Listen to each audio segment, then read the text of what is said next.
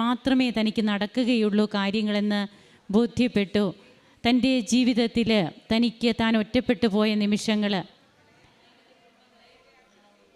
ഈ അവസ്ഥകളിലൂടെയൊക്കെ താൻ കടന്നു പോകുമ്പോൾ തൻ്റെ അമ്മ, തൻ്റെ പെറ്റമ്മ തനിക്ക് വേണ്ടിയിട്ട് എങ്ങനെയാണ് നിലകൊണ്ടത്, അമ്മയുടെ ഉടമ്പടി തന്നെ എങ്ങനെ കൂടുതൽ വിശ്വാസ സ്ഥിരതയുള്ളവനാക്കുന്നു, ദൈവത്തോട് കൂടുതൽ അടുക്കുവാനായിട്ട് തനിക്ക് എങ്ങനെ കഴിഞ്ഞു.